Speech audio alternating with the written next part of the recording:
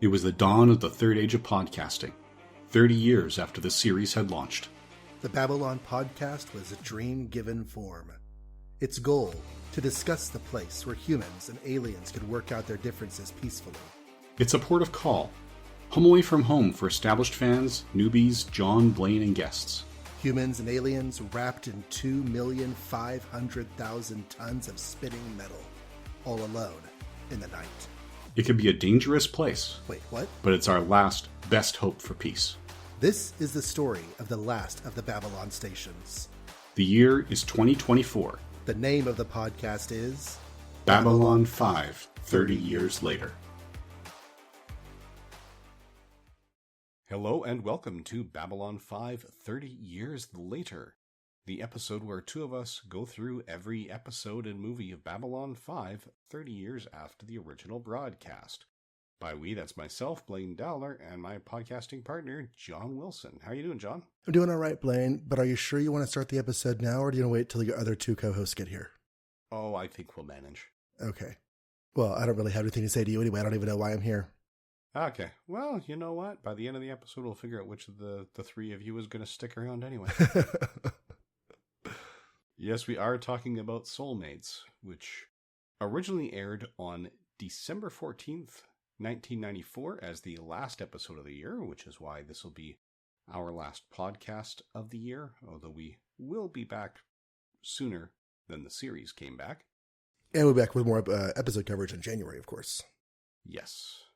So this episode was written by Peter David, eventually, and directed by John C. Flynn. I say eventually because JMS came to Peter David saying, I think we could use a comedic episode at this point in the season, and asked him to put one together. But his early drafts were rejected as being too Star Trek, and he was having a hard time figuring out what that was. And he eventually realized, after Harlan Ellison advised him to watch The Women, the 1939 movie based on a play, which Peter David also read, that he had two issues. One is that Londo's three wives, who we'll speak more about in a moment, were a little too generic and identical. And two, it was too Star Trek in the sense that there were no alterations to the status quo. The women show up, hijinks ensue, and then they leave. Right. So he had actually been fired before he figured it out. And then he figured it out, wrote it anyway, and called people, said, should I submit this? And Harlan Ellison said, no, you'll get fired for it. And everyone said, no, that's a death knell, that's the end of the career, don't do it. But Peter David could also be honest when he said that DC tapped him to write some of the comic issues.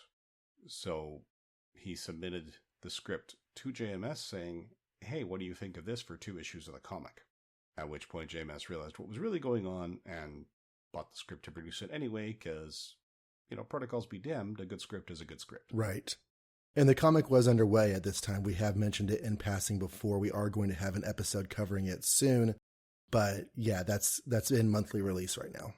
Yes, and we will eventually cover all 11 issues. In fact, I'm just looking. We're in December, right? The first issue just came out. Yeah, so we'll come back to it not in the break between episodes 7 and 8 of this season, but between 13 and 14. We will look at the first 4 issues of the comic, probably 4, that's the way they were collected, as well as the first tie-in novel, if all goes as planned. Mm-hmm. Looking forward to that. I love me some tie-in fiction. All right, so back to this episode. The A-plot is very Londo heavy. Did you just call him fat? Because, oh no. No. As far as we know, he's got a perfectly normal and healthy Centauri physique. Right.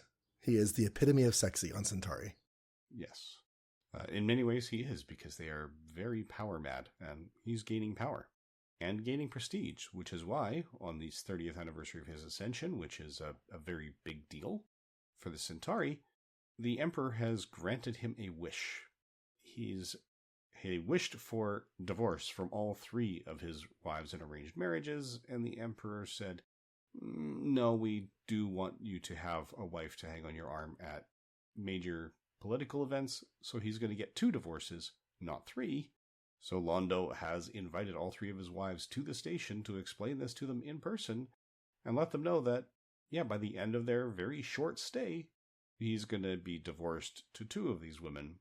And again, the Centauri marriages are arranged more for power and finances. So these women are not concerned about the divorce because they love him. They are concerned about getting divorced because they will be in financially significantly worse condition than they are today. The lifestyle to which they had become accustomed is about to be changed. Yes. So this is the A-plot, which takes a bit of a turn when one of Londo's Ascension gifts tries to kill him. I hate that. And he ends up in MedLab. Meanwhile, in the major B-plot, Talia's ex-husband Matthew Stoner is on the station, and he's rubbing Garibaldi the wrong way. People do not interact with him the way one would expect. So this is Matthew Stoner, former Psi Corps, who was given permission to leave the Corps after they experimented on him, and he lost his telepathic ability. Just to clarify, it's not that Matt Stoner. This is a fictitious Matt Stoner. Yes, one played by Keith Zarabajka, I think is the pronunciation. The spelling is Szarabajka. I will apologize for mispronouncing it, as I'm sure I just did. That's probably pretty close. Zarabajka is probably pretty close. All right, good to know. Anyway, this plotline culminates when they figure out that Psi Corps didn't actually let him go because they didn't actually eliminate his telepathic ability. He is an empath in the sense that he can control the emotions of others. So not just send phrases to them, but make them feel a certain way, which he has been using to manipulate people. And because he and Talia were married at the request of Psi Corps, thinking they would be a good genetic match, they deduce that, yeah, he's probably back to get Talia to leave with him, remarry, and try to produce more empaths. But they get interrupted before that happens. We also see the impact that he has on other members of the casting crew, such as Lou Welch. Lou is a security officer we've seen several times before. When Garibaldi needs another security person to talk to, this is the guy we see. Yeah, at this point, he is a well-established face. He's been in almost every episode this season. Yes, this is actually his third appearance this season. So, it feels like he's been in almost every episode this season. Yeah, he is fairly present. So other recurring cast members or guest cast.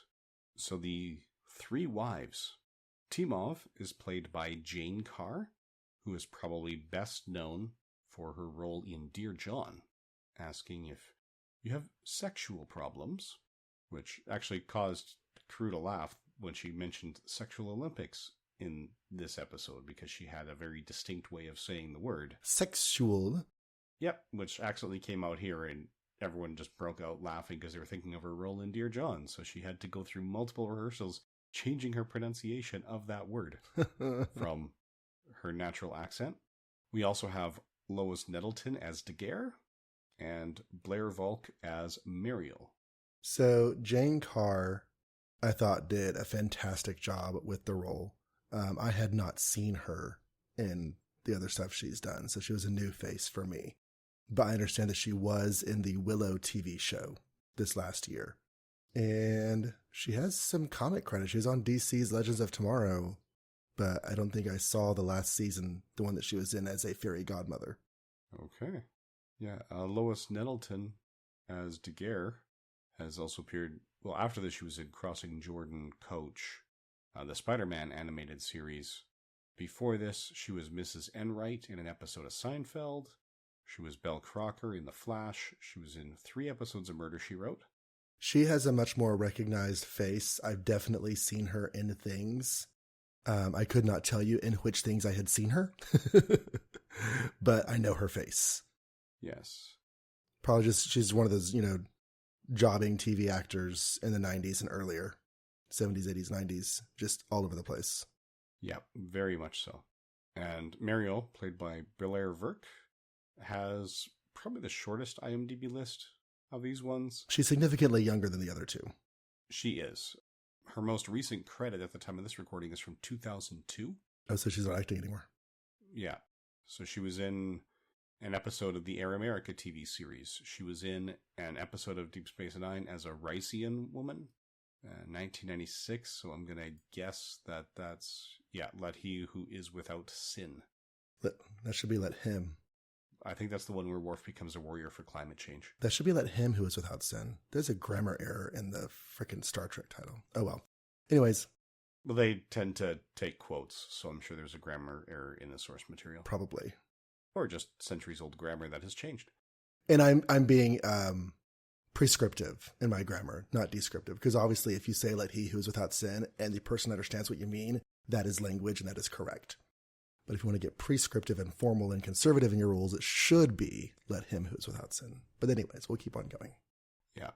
Anyway, going through her credits, there's Married with Children, and there's In Living Color. So she doesn't seem to have a difficult time getting a major role. So very few of her characters have last names. Mm-hmm. And some don't have first names. In Married with Children, she's Beautiful Girl. Dead at 21, she's Girl. Executive Decision, she's Yugoslavian Girl. Well, in Star Trek, she was Woman from Risa. Yeah. So, yeah, she is stunning, but she's rarely asked to act beyond that. Unfortunately. Yeah. I don't know if you want to talk about these three in the show yet or not, if you want to still talk about guest cast, but I have thoughts on them. Okay. Yeah, there's only two other members of the guest cast that mostly relate to the other plot line. So we can table those two and come back to them after we discuss this one. So one of the things that struck me in the writing of this episode it harkens back to what you were saying about the three women being so generic and similar. Introducing each of them one at a time gives us a chance to get to know each of them on their own terms. They don't just come in as a trio where you're comparing them against each other and trying, okay, this is the snappy one, this is the other one. No, each of them comes in as a person, and we see a little bit of them. And that was in my mind a fantastic writing choice. Yeah. Yeah, they were definitely set up well. And Peter David remembered that they were originally introduced, let me see if I could find the exact quote, as famine, pestilence, and death, when they were just faces in a picture. Yes. I remember Londo saying that back in season 1, yes. Now I'm learning which is which. So he actually decided that Timov is famine, which is why her name is vomit spelled backwards. Oh, wow. Death was Daguerre. Dagger. Yeah. And then the pestilence was Muriel. And I forget what her name was in the original script, but it was rewritten from that. Okay. But yeah, he did decide to personify the three of them. That's fantastic. I like that. That's very Peter David too. Yeah. But yeah, they're the whole plot line with those three and Londo, I was kind of fascinated by, especially on the third viewing, because you have the two younger wives who are both duplicitous to one degree or another. You know, they're very lovey-dovey to Londo's face, but Daguerre is manipulative and will do things behind the scenes to make things work to her favor. And Mariel is free with her affections. Even we get a very strong implication she spends the night with G'Kar while she's there. And ultimately is the one who tries to kill Londo. But Timov, despite her acerbic nature, she is honest the entire time. And we get just hints of dialogue that suggest that the nature of their relationship used to be a lot less hostile. But they've both grown, and they've grown differently, and she is not a fan of today's Londo. Yeah, this is a case where the relationship is strained because they've grown apart. If we also remember the first time Londo mentions the picture, he said that these three, famine, pestilence, and death, they were his inspiration for staying so far away from home. Well, yeah, you don't get along with them, you don't want to be with them. No, and as I said, Mariel and Daguerre are not particularly honest. In fact, Mariel is an anagram for me liar. Mm. So, and yes, she does have close relations with G'Kar, who figures out that she intentionally bought the potentially fatal booby trap in an attempt to kill Londo, and openly admitted she's the one that bought it for him as a way to deflect suspicion. So G'Kar figures it out, but insists that, yeah, he's not into gossip. He doesn't see the need to tell anyone, but be careful, because if he could figure it out, so can Londo. Which is, it's an interesting show of respect from G'Kar to Londo. Right. Because he knows Londo. He doesn't like Londo, but he knows Londo. Yeah. He connects some of the dots. He does not connect, but he seems to imply that that statuette came on the station at just the right time. Mm-hmm. I think he said it the other way around. I think he said that she needed something at just the right time that the other thing came on the station, which, you know, kind of implies that there was some communication between her and Stoner, but we never actually see any of that indicated in the script. Not even implied beyond his, you know, remark. Yeah. That is the only indication that it might not have been coincidence. Right. So did she just happen to, how would she have known that that was going to do what she wanted it to do?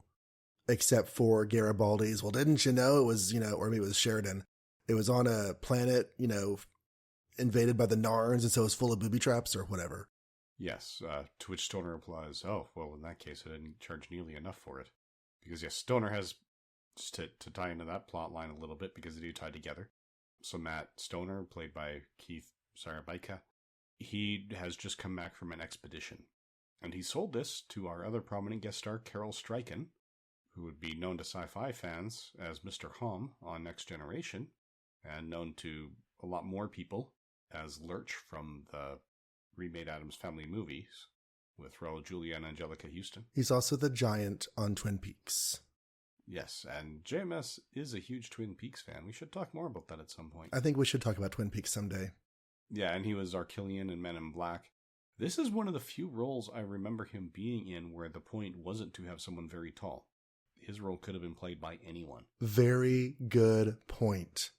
I hadn't thought about that, but yeah, a lot of people with physical, unusual characteristics often get cast for those characteristics, and this was not the case. He's just a guy in a shop. Yeah, so I wish we could find out how he felt about that, because here he's just a traitor. It's not a huge role at that point in his career, so I'm wondering if part of the reason he took it was because it was just a part. Just a role.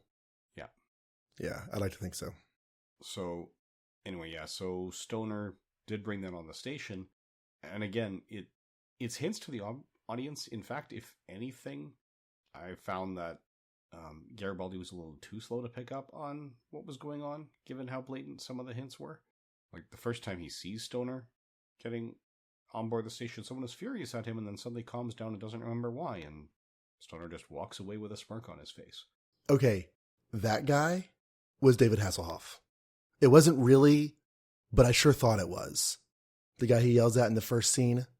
Yeah, I think that would be Brian Michael McGuire, credited as Man. I think it's David Hasselhoff wearing a disguise of David Hasselhoff. Okay, well then, apparently he's done 27 roles in this disguise. Yes, he has. Well, you know the Hoff. He gets around. No, just from his profile and everything, I was looking, I was like, wait, is that the Hoff? That can't be the Hoff. There's no way he's just doing a walk-on role on Babylon 5 in 1994. Yeah, at this point he probably would have been pretty busy on Baywatch. Mm-hmm. With the running and the swimsuits. Yeah, he did have a guest appearance on the A-Team, on Otherworld, on Misfits of Science, on Matlock, Dynasty, The Equalizer. He was in a Kojak TV movie. He was in the Swamp Things TV series. After this, he'd go on to Guiding Light, Dead Canaries. Most recent credit is Wake, a dark comedy from 2012. All right. He's in 3 episodes of Babylon 5, so he will come back later with the stunning roles of Customs Guard and Guard. Yes. I wonder if he kind of sort of plays the same. Yeah, since they're all season 2, I wonder if he's sort of supposed to be the same guy on the station. They just don't really develop him, but he's just sort of, because we've talked about how Babylon 5 does this. They just have people in roles. They may not develop the roles very much, but they do try to use the same faces over and over again. Yeah, like the drug runner in the pilot, or at least the special edition of the pilot, who grabbed someone. That woman he grabbed is the woman with an accent who works in CNC. Yes. So, to wrap up Londo's plotline with his wives, he survives because Timov gives a blood transfusion on the condition that Londo never finds out who gave it to him. And Dr. Franklin's okay with that. So, Londo's life is saved. And Timov is the wife that he chooses to stay married to, releasing the other two, because with her, he always knows where he stands. Mm-hmm.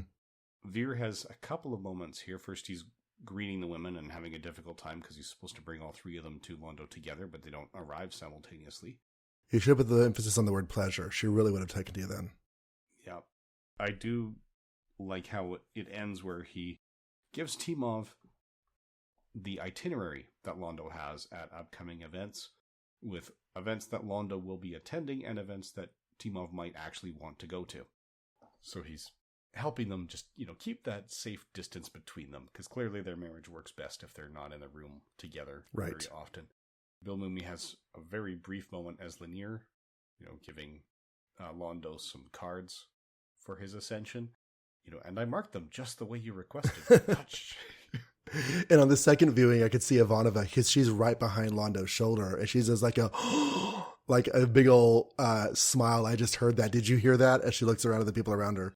Yeah. Speaking of things that we hear, I don't think we mentioned it much, but this was directed by Jon C. Flynn III, who is best known as the director of photography for this series. Okay. He has directed before, but not a lot. So the studio executives were very, very concerned about him keeping on schedule and on budget. And in that scene where everyone's there for the Ascension, where they were all barefoot, because that was something that, David wanted to have something unique in that celebration. And, Jakar keeps his boots on in an intent to offend, because Peter David thought that would help the makeup department because they wouldn't have to design Narn feet. But they were running short, and he wanted a close-up of Captain Sheridan, and he thought the episode would work better if he had a close-up of Captain Sheridan calling MedLab, but he probably wasn't going to get it because the suits didn't want him working past midnight and forcing an hour of overtime. So Peter David suspects, but hasn't proven, because when they were filming it the first time, and Bruce Boxleitner hit his link, he didn't say, MedLab, this is Sheridan, there's an emergency. He said, MedLab, this is Sinclair, there's an emergency. Oh. So Boxleitner flubbed the line, forcing them to go into overtime, not through the fault of John Flynn. So he got the hour he needed to do that close-up shot. And it would be rude to ask directly, because, challenging him on whether or not it was an actual mistake. But Peter David, to this day, firmly believes that Boxleitner botched that line on purpose to give John Flynn the time he needed to get it right. That's cool, though. I've heard other stories of people sticking up for each other whenever somebody needs something but is going to get in trouble if they go for it, so they, do something instead. And those are always nice to hear, because it's camaraderie on set, and those kinds of stories are so much nicer than they secretly hated each other. Yeah. I looked up Flynn's directing list, and his previous episode where he was director was TKO, which one of our biggest problems with that episode was the directing and pacing of the episode. I felt this one was like leaps and bounds beyond TKO. That is true. And having read the script, to be fair to Jon C. Flynn, he improved the pacing in TKO from okay. the source material. Okay, good. So I think that's part of the reason they were watching him so closely. His first directing credit on the series, he did not have a strong script to start with. Mm-hmm. So it would have been really hard to knock that one out of the park, and in their support. And when the one that he did watch is, when it's not that well regarded by fans, I get why they were watching him. We also have one other guest credit, Bill Blair, uncredited as Alien. Again, he appears in 69 episodes of the series, all as various uncredited aliens. Various uncredited aliens, not the same alien. Okay. We've been kind of bouncing back and forth between synopsis and commentary, but there's the C plot we haven't touched on yet with Delenn. Yes, so Delenn is still getting used to this being half Minbari, half human thing. So this C plot starts with her calling Ivanova because she is really struggling with this thing people call hair. Mm-hmm. And so, yes, Ivanova helps get that sorted. She gets the curlers in, and it's just a nice little moment. And then the episode ends with Delenn asking Ivanova if she understands why she's getting these odd cramps. And when Peter David walked on set, Claudia Christian came to him saying it's fantastic they're actually being treated as women and showing that natural part of a woman's life and dealing with that on screen. And she loved it. And Mara Furlan came to him. She loved the hair stuff. She hated the line about cramps with a passion. Mm. And was trying to get it removed from the script. I have noticed that different people have different levels of reaction to that aspect of womanhood. So it may just have been their own particular mores and comfort levels with what they're going to talk about in front of people, and especially in front of a camera. Yeah, that's the case. Although in this case, I will say it's one of the few cases where the existence of cramps is merely acknowledged and not used as a judgment or as an excuse for women expressing legitimate emotions. Right. And people using it to dismiss those emotions. Right. That generally when I find it, when cramps or anything about the menstrual cycle is mentioned, that's it. It's a way for the male characters or real life men to dismiss a woman expressing herself. Here, the comedy is in the fact that this alien woman is starting to experience human womanhood. And that's, oh, she's got stuff she's going to have to deal with now, but not degrading that. And yeah, I appreciate that as well. I thought the hair stuff, while I can, especially in 1994 and not say 2024, having that be the focus of your womanhood, I can see why Claudia Christian would think that was a great idea. And at the time, yes, I think nowadays we might do something a little bit less, I don't know, is frivolous the right word? To get into womanhood is just, oh, we got to do our hair now. But things change over time and things progress over time. And so, yeah, I liked that they did this here. I thought it was fun. Yep. And you know what? I'm pretty sure that Peter David was essentially asked to write a mostly frivolous episode. So I could see them doing the frivolous hair thing here. Yeah. Just with what's going on. It just doesn't feel frivolous. With the Psychor storyline, with Talia's ex-husband, with people trying to kill Londo, there are comedic elements, but like the wives, while comedically interesting, were never laugh out loud. They were just, sort of a situation. And so this doesn't feel like a comedic frivolous episode. It feels interesting. And I enjoyed it, definitely. We haven't really talked about Talia and her side of everything in this, which we need to get to in a minute. But yeah, Delen's when she first shows up with the crazy hair thing going on her head, she immediately looks like her character in Lost. Because in Lost, of course, she lives in the wild, and her hair was not exactly what you'd call well kept. So, yeah, that's what she made me think of when she first shows up. And yeah, had fun with that. Okay. So, yeah, Lost, I got 4 episodes into season 2 before I got sidetracked. So I don't think I actually saw her. Season 2 is her introduction. I thought they met her in season 1. I really thought they met her in season 1, but maybe not. Maybe it was season 2. She's the one who's been on the island for a while, and they run into her a few times. And increasingly as the series goes on. Okay. I could be misremembering here. She's a French woman, and they follow a signal of a broadcast that she put into play some number of years earlier, 15 years earlier or something. And oh, yeah, you are correct. Apparently I've seen her in at least 5 episodes. Yeah, I thought she was in season 1, because season 2 focuses on the others. That's where they start to, each season shifts focus as far as what kind of story they're going to tell. And season 1 is, when people think of Lost, they think of classic Lost, and season 1 is what they think of. And I'm pretty sure she was in that. Yeah. She was in 5 episodes of season 1, and then 2 in season 2.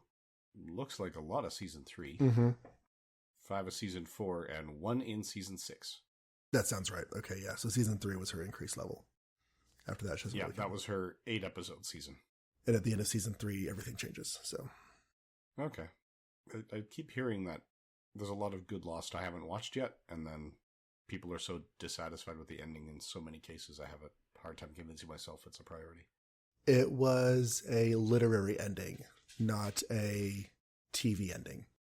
And whether or not you like it or not depends upon you as a viewer. But yeah, there's stuff going on in that ending, and people had problems with it. But also a lot of people enjoyed it. My entire family enjoyed it. Okay. Yeah, I know some people were upset with it because the news groups had guessed the ending in season 1. And they were on chat forums with the creators who were denying that that was the ending, and they felt lied to. It's like, you were basically asking them to spoil like 4 or 5 years out. That's part of the problem. That wasn't the ending. That was a direction they took at the end. It was not the nature of the show. Okay.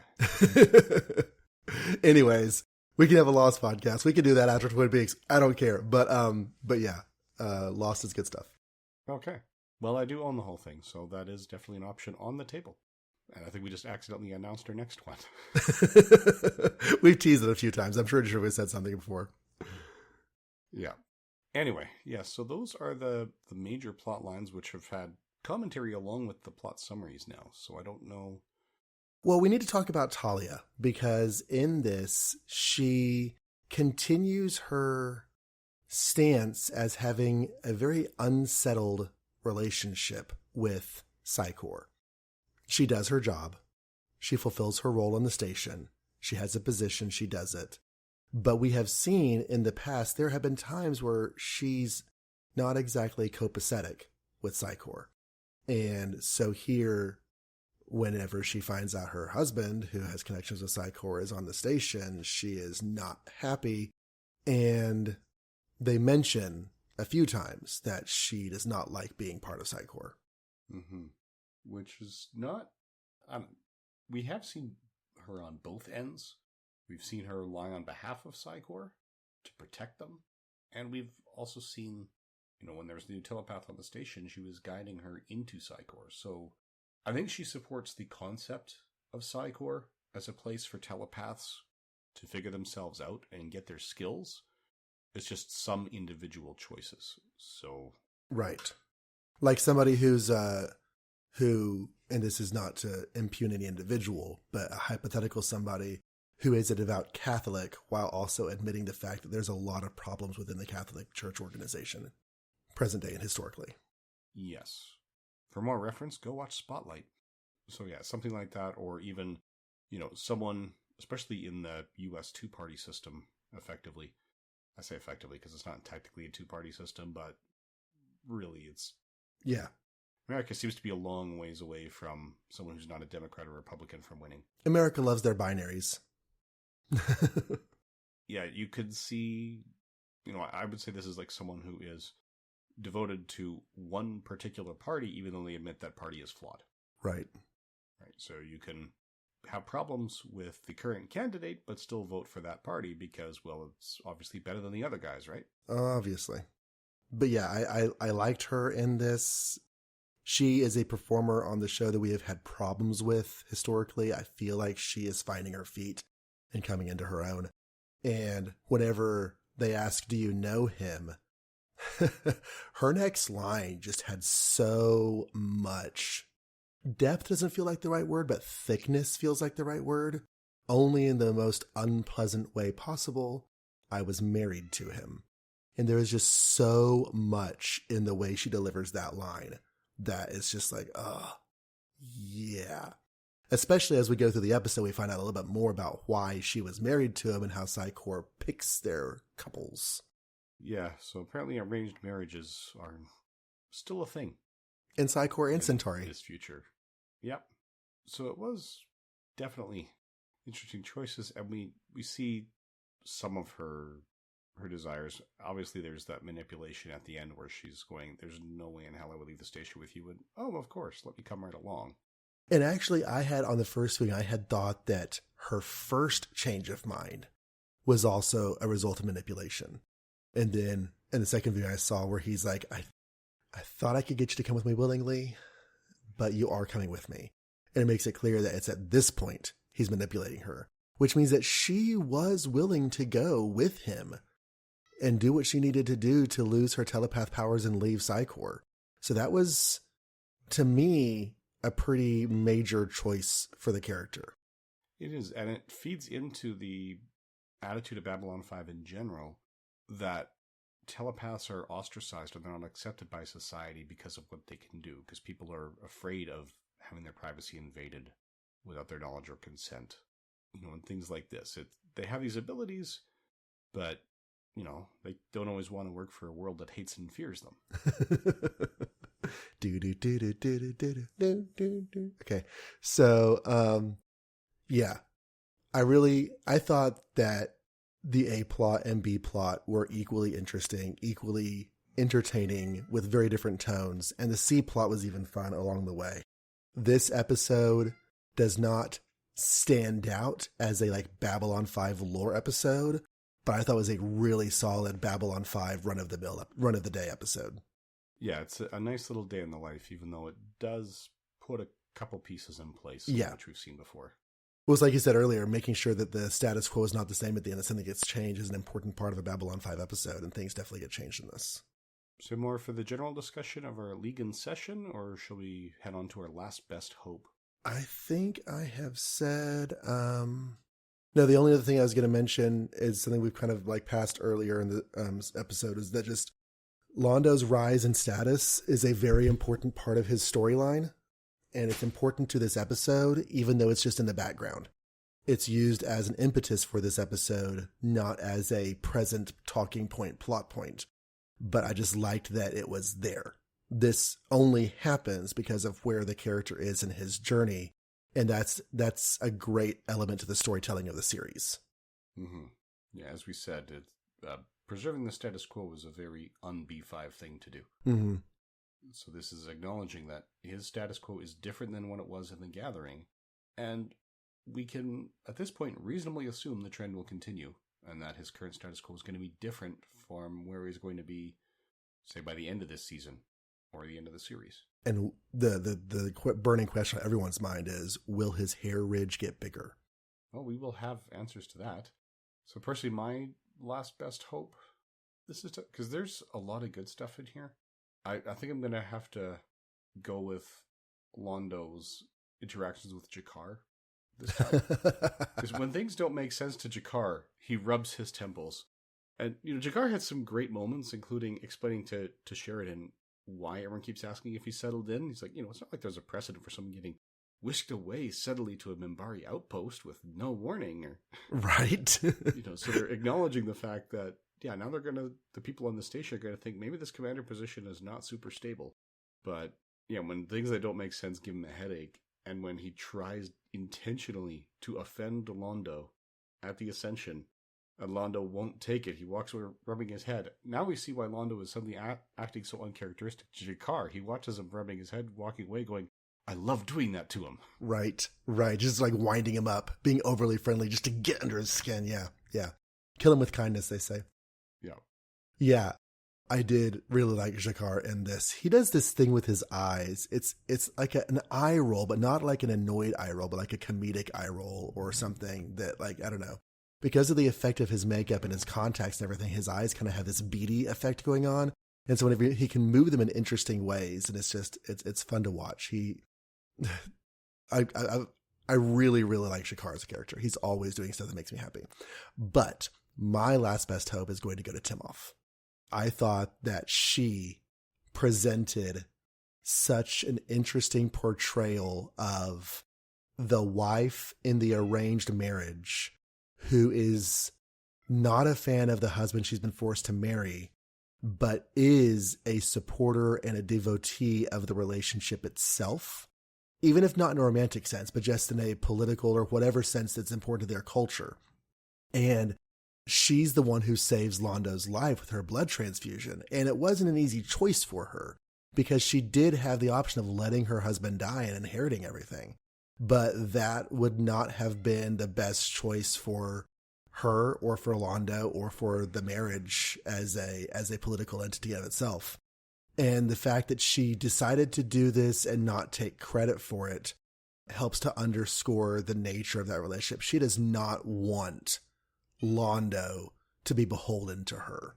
That's not the life she wants to live. She wants things to keep going as they are, and she will save her husband's life, but you better not tell him she did it. I don't know. I found her fascinating. I found her the nuances to her script whenever she describes her relationship and the marriage, just in little dropped lines here and there of the past that they had. It just hints at a more that we'll never find out about. Maybe we will, but I don't expect to. So yeah, really enjoyed Timoff. Really glad that she's the one that Londo chose. And yeah, She was my favorite part of the episode. I can see that. And to support that, I think another thing that stands out is the strength of Jane Carr's portrayal. She makes you feel like Timov is a fully realized character with a life of her own, and this is just the segment of it we happen to see. Mm-hmm. She's not someone who's there to serve the plot. She feels like her own entity, and this is just the point of intersection. Yes, she has her own show somewhere else, and she has crossed over to this show doing her, because she's married to the guy on this show. And that's, I don't know, Lois Nettleton as Daguerre had a little bit of that, but not much. I don't really get a sense of what Daguerre would be doing without her marriage to Londo. Right. And I don't know exactly what Timov would be doing anyway, but I'm sure there's something. You get that feel. Blair Volk as Muriel, well, aside from Jakar, we don't know what she'd be doing. Londo there. Yeah. Agreed. They both feel like their primary purpose as characters is to be the wives that Londo doesn't really want. Whereas Timov feels like a person who is living a life, in Centauri world and is married to Londo. All right, so shall we start to give form to the dream and talk about which elements of this come back? Yeah. I like that we build more of the Psychor concept in this. Obviously, that's going to be an ongoing thing. We're getting so much. It's weird whenever you're watching a show that you've never seen, but you know it exists. Because there are elements that you're seeing build, and you have no idea if, how, or when they're going to build more. It just feels like they would. So the Psychor, I know that I have only seen the trunk of the elephant. But at the same time, it feels like I've seen the elephant, And so it's like, what else could there be? There's going to be more. Ooh, interesting. Yeah. Yeah, so another example of the Psychor experimenting to increase telepathic powers is here. We had that with Jason Ironheart in Mind War in season 1 as well. But yes, we're getting reinforcement of that notion. We get some idea of Narn battle tactics and how dirty they can fight as part of that. Oh, with the world that they conquered and there were booby traps and everything? Yeah. Or the Centauri conquered their world. Yeah, the Centauri occupied it, and they booby-trapped everything during the retreat to try and keep hurting the Centauri. So we get that acknowledgement that Londo's star is rising, and those in charge are looking upon him more favorably. Which feeds into the whole Shadows plotline. Yep. And we also get confirmation that Delen's transformation is not just superficial, and there are internal changes going on with that, right? Because it's not just the hair. Now she has cramps, which is clearly something the Minbari couldn't do before. They're unfamiliar to her. Right. And we saw Lanier very briefly, but memorably. And it's just like he supports the ambassador, but he does not understand at all what's going on. He's just like, does that hurt? Because he doesn't have hair. He doesn't know that hair has no sensory input, except for at the root. And so he's very confused by the whole thing. Yes, and specifically what he's wondering if it hurts is when her hair is in curlers. Mm-hmm. Because any other part of your body, you bind it up and wrap it up in curlers like that, it's going to be at least uncomfortable and probably very painful. Yes. And again, acknowledging Peter David, because that is something that most of us take for granted. So he's able to put himself in that alien shoe. And as soon as the line comes up, we're like, oh, yes, that's a perfectly legitimate question to ask. Mm-hmm. But a lot of us would not think to ask it because it is part of our experience. You and I talked about this off mic, but it's worth mentioning here. I realized recently that I'm in a Facebook group that Bill Mimi is very active in. And so I've interacted with him, about comics and stuff without really paying attention to the fact that this was that guy, because when you're active with people in Facebook groups, a lot of times names are just names, you don't really pay attention to them because there's thousands of people in there. You don't know any of them. But it's like, oh, wait, is that the Bill? It is. Mm-hmm. Sounds fun. Yeah, he's also active in some Babylon 5 groups. He doesn't reply much in those. That's more about posting. But yes, he posted in one of them when I forget whether it was an autobiography or just memoirs were published last year. The slight difference in terms of how comprehensive people expect it to be. But yeah, he's one of those guys who's in line with JMS, who's out there supporting the fans. Mm-hmm. When I was first watching Babylon 5 on DVD and I was writing the reviews for Bureau 42, that or any of the comic work, I would email JMS a link to the review. And until his vision problems developed, he responded every single time. Sometimes with thank you for the kind words, sometimes with considerably more. I did promise him that any response he chose to make would be off the record unless otherwise specified, so I won't go into details. But yes, sometimes it was 3 or 4 words in the reply. Sometimes it was, I think, 3 or 4 pages at one point. So, yeah.